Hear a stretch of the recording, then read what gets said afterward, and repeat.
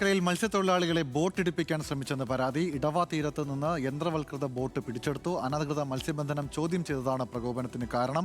ബോട്ടിലുണ്ടായിരുന്ന തൊഴിലാളികളെ പോലീസ് കസ്റ്റഡിയിലെടുത്തിട്ടുണ്ടെന്നും വിവരമുണ്ട്. വിശദാംശങ്ങളുമായി തിരുവനന്തപുരത്ത് നിന്നും ബിനിൽ ലീല സാബു നമ്മളോടൊപ്പം ചേരുകയാണ്. ബിനിൽ, ഒരുപക്ഷെ ഈ മത്സ്യത്തൊഴിലാളികളെ ജീവനെ സംബന്ധിച്ചിടത്തോളം വലിയ അപകടങ്ങൾ കഴിഞ്ഞ ദിവസങ്ങളിലൊക്കെ തന്നെ റിപ്പോർട്ട് ചെയ്യപ്പെട്ടിട്ടുണ്ട്. ആലപ്പുഴയിൽ കഴിഞ്ഞ ദിവസം ബോട്ടിടിച്ച ഒരാൾ മരിക്കുന്ന സാഹചര്യമുണ്ടായി. ഇതിപ്പോൾ കരുതിക്കുട്ടി ചെയ്തുവെന്നാണോ ആരോപണം? വിശദാംശങ്ങൾ എന്താണ്? തീരത്ത് വലിയ ബോട്ടുകൾക്ക് മത്സ്യബന്ധനം നടത്തുന്നതിന് വിലക്കുണ്ട്. അവിടെ പരമ്പരാഗത മത്സ്യത്തൊഴിലാളികളാണ് അവിടെ ചെറിയ വള്ളങ്ങളിലൊക്കെ പോയി മത്സ്യബന്ധനം നടത്തുക. ഇങ്ങനെ കഴിഞ്ഞ ദിവസങ്ങളിലൊക്കെ ഈ പ്രദേശത്ത് ബോട്ടുകളിലെത്തി തീരത്ത് മത്സ്യബന്ധനം നടത്തിയിരുന്നെന്ന് ഈ ചെറുവള്ളങ്ങളിൽ പോകുന്ന മത്സ്യത്തൊഴിലാളികൾ ആരോപണം ഉന്നയിച്ചിരുന്നു. അത് ഈ തർക്കങ്ങൾ പരിഹരിച്ചതുമാണ്.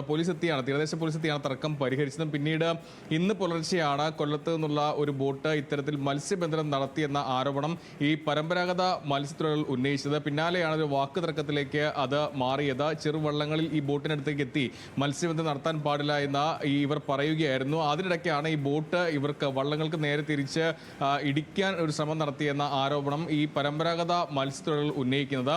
കൊല്ലം സ്വദേശിയായ സുനിൽ സേവർ എന്ന ആളുടെ ഉടമസ്ഥയുള്ള ബോട്ടാണ് ഇത്. പിന്നീട് കൂടുതൽ മത്സ്യത്തൊഴിലാളികൾ ഇവിടേക്ക് വന്ന് ഈ ബോട്ട് തീരത്തേക്ക് അടുപ്പിച്ചു. അതിനുശേഷം പോലീസിനെ വിവരം അറിയിക്കുകയായിരുന്നു. ഈ പരമ്പരാഗത മത്സ്യത്തൊഴിലാളികളും അതോടൊപ്പം ഈ ബോട്ടിലുണ്ടായിരുന്ന ആളുകളും തമ്മിൽ അടിപിടി ഉണ്ടായി എന്നുള്ളതാണ് പോലീസ് വ്യക്തമാക്കുന്നത്. അതിൽ ആ ഒരു പ്രശ്നം കൂടി ഉണ്ട്. അതോടൊപ്പം തന്നെ ഈ ബോട്ടിലുള്ള മത്സ്യത്തൊഴിലാളികളെ ഈ വള്ളങ്ങളിൽ വന്ന തൊഴിലാളികൾ ആക്രമിക്കാൻ ശ്രമിച്ചു, മർദ്ദിച്ചു എന്ന പരാതി നിലനിൽക്കുന്നുണ്ട്. 12 പേരാണ് ഈ ബോട്ടിൽ ഉണ്ടായിരുന്നത്. അതിന്റെ ഉടമയടക്കം 2 പേർ ആശുപത്രിയിൽ ചികിത്സ തേടിയിട്ടുണ്ട്. മറ്റുള്ളവരെ പോലീസ് കസ്റ്റഡിയിൽ എടുക്കുകയും ചെയ്തു. നിലവിൽ വലിയ തർക്കം ഇടവ മേഖലയിൽ, വർക്കല മേഖലയിൽ ഉണ്ട്. അതാണ് കഴിഞ്ഞ ദിവസം ഈ തീരദേശ പോലീസൊക്കെ ഇടപെട്ട ചർച്ചയിലൂടെ പരിഹരിച്ചത്. എന്തായാലും അവിടെ ഒരു സംഘർഷ സാധ്യത ഉണ്ടായിരുന്നു. അതിപ്പോഴും തുടരുന്നുണ്ട് എന്നുള്ളതാണ് മനസ്സിലാക്കുന്നത്. അതുകൊണ്ട് കൂടുതൽ പോലീസ് ഉദ്യോഗസ്ഥരെ ഈ തീരത്തേക്ക് നിയോഗിച്ചിട്ടുണ്ട്. നിലവിൽ ഒരു തർക്കത്തിലൂടെ ഉള്ള പ്രശ്നം, ആ തർക്കം പരിഹരിക്കാൻ തീരദേശ പോലീസ് കൂടുതൽ ഇടപെടുമെന്നാണ് മനസ്സിലാക്കാൻ കഴിയുന്നത്. ഗൗതം.